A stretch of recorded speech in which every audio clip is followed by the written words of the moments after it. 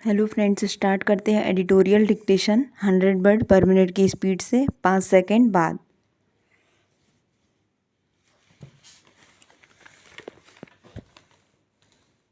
Start. एक आधुनिक उभरती अर्थव्यवस्था के राजकाज में प्रशासनिक ही नहीं नीतिगत गलतियां भी होती हैं, लेकिन सरकार का काम है उन्हें तत्काल पहचानना और उनमें संशोधन करना। किसान कानून बगैर जन विमर्श के तैयार किए गए और इनके हानि लाभ पर व्यापक चर्चा किए बिना ये आनन फानन में पारित किए गए। किसानों को शक हुआ कि सरकार पूंजीवादी व्यवस्था की पोषक है और उत्पादन के सभी साधन पूंजी के हाथों में देना चाहती है, लिहाजा विरोध हुआ। सरकार की मंशा जो भी रही, लेकिन उसका राजनीतिक घाटा भी उठाना पड़ा। देर आयद दुरुस्त आयद कानून खत्म किए गए। नोटबंदी भी एक ऐसा ही फैसला था जो गवर्नेंस के शीर्ष पर बैठे लोगों ने बगैर व्यापक चर्चा के अचानक उठा लिया। न्याय प्रणाली को लेकर 3 कानून बने। तीनों के नामों का भारतीयकरण तो हुआ ही, दंड संहिता की हर धारा की संख्या बदल दी गई। करीब 250 वर्षों से जुबान पर चढ़ी हत्या की दफ़ा 302 आईपीसी अब 101 बीएनएस कहलाएगी। सवाल है कि क्या धाराओं की संख्या 23 में से 18 अध्याय यथावत पुरानी संहिता से लिए गए हैं, यानी संशोधन या नए कानूनों की संख्या इतनी नहीं है कि देश की न्याय व्यवस्था, पुलिस अभियोजन, वकील और आम जनता को पूरी की पूरी संहिताओं से दो चार कराया जाए। फिर जब इतना व्यापक और प्रोग्रेसिव सुधार करना ही था, तो क्या इसे देश की सबसे प्रमुख प्रोफेशनल संस्था लॉ कमीशन को भेजने की जगह मात्र चुने हुए कुछ लोगों के जरिए और बगैर किसी विपक्ष के रहे मात्र 2 दिन में पारित करना किसान कानून सरीखी गलती नहीं मानी जाएगी। गलतियों को समय रहते सुधारना राजधर्म का मुख्य तकाजा है। बजट की निगाह से देखने पर 2024 का चुनाव भाजपा के लिए बैटल ऑफ सोम्स जैसा था। यह पहले विश्व युद्ध की सबसे भयानक और विवादित जंग थी, जिसमें जर्मनी के पश्चिम में सोम्ब नदी पर ब्रिटिश और फ्रेंच फौजों ने तोप और टैंक के साथ जर्मनी पर सबसे बड़ा साझा किया।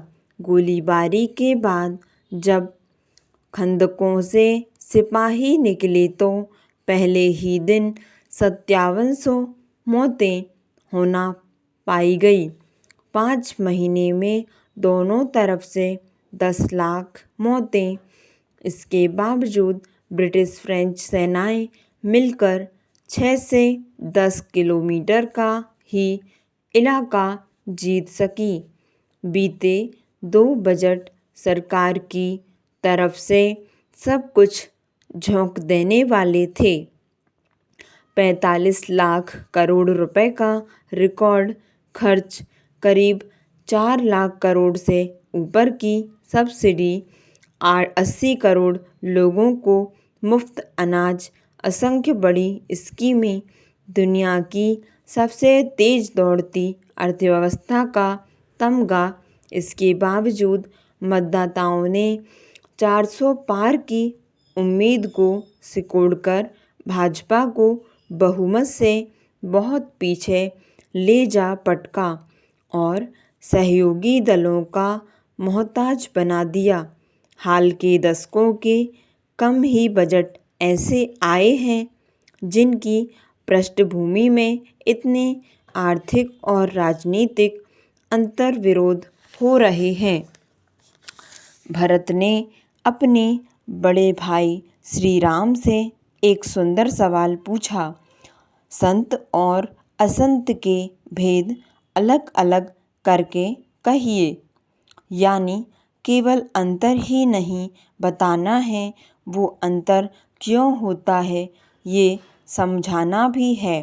राम भरत के प्रश्नों की गहराई जानते थे और तब वह उत्तर देना आरंभ करते हैं और एक ही पंक्ति में स्पष्ट कर देते हैं कि क्या फ़र्क है संत और असंत में। तुलसीदास जी लिखते हैं, संत असंतिन के असी करनी, जिमि कुठार चंदन आचरनी। काटई परसु मलय सुनु भाई, निज गुण देई सुगंध बसाई। संत और असंतों की करनी ऐसी है जैसे कुल्हाड़ी और चंदन का आचरण होता है। हे भाई सुनो, कुल्हाड़ी चंदन को काटती है क्योंकि उसका स्वभाव काम ही वृक्षों को काटना है, लेकिन चंदन अपने स्वभाववश अपना गुण देकर उस काटने वाली कुल्हाड़ी को सुगंध से सुवासित कर देता है। आपके कृत्य आपके जीवन में होने वाले परिणामों को प्रभावित करते हैं। इसलिए चंदन देवताओं के सिरों पर चढ़ाया जाता है। जगत प्रिय है। प्रबंधन की भाषा में यूँ कहें कि संतों में ग्रोथ और गिविंग एक साथ चलते हैं। संतों की संपदा होती है आत्मिक, मनोवैज्ञानिक, भावात्मक और हितकारी। इसलिए वो अपने सत्कर्मों से जो भी कमाते हैं उसे समाज में बांटते भी हैं। अब जबकि राहुल गांधी प्रधानमंत्री नरेंद्र मोदी के तीसरे कार्यकाल में संसद के पहले पूर्ण सत्र की तैयारी कर रहे हैं, वे इस बात को लेकर राहत की सांस ले रहे होंगे कि 2 दशकों से जो 3 नुकीले सवाल उन्हें परेशान कर रहे थे, उनकी धार खत्म हो चुकी है। पहला सवाल यह था कि क्या भाजपा कांग्रेस को गंभीरता से ले रही है। दूसरा सवाल कि क्या वह राहुल गांधी की गंभीरता से ले रही है। और तीसरा यह था कि क्या कांग्रेस में जान फूंकी जा रही है। इन तीनों सवालों के जवाब 4 जून को मतगणना वाले दिन में दोपहर के बाद मिल गए थे। अब भाजपा को न केवल कांग्रेस और राहुल गांधी को गंभीरता से लेना पड़ेगा, बल्कि राहुल की पार्टी को 2029 में सत्ता में पहुंचने का यथार्थपरक रास्ता भी दिखने लगा है। इसमें फिर से जान आ ही गई है। यह आप संसद के मानसून सत्र में देख सकते हैं। इस सत्र में केंद्रीय बजट भी तड़के का काम करेगा। जब विपक्ष निराशाजनक अल्पमत में था, तब सत्ता पक्ष उसे अपने संख्या बल के बूते चुप करा देता था और ऊपर से सदन का अध्यक्ष भी उसे दबा देता था। तब बैठक स्थगित कराना या वॉकआउट करना ही विपक्ष के लिए उपाय बचता था। लेकिन अब वह डटा रहेगा। कांग्रेस अगर इस बार मजबूत होकर नहीं उभरती तो क्या वह इतने जोश में होती। कोई भी विपक्षी गठबंधन तब तक विश्वसनीय नहीं हो सकता जब तक उसका मूल आधार मजबूत ना हो। कांग्रेस अब तक इस अपेक्षा को पूरा नहीं कर रही थी, मगर अब स्थिति बदल गई है। स्टॉप। धन्यवाद। आपको डिक्टेशन पसंद आई हो तो लाइक और सब्सक्राइब करना ना भूलें।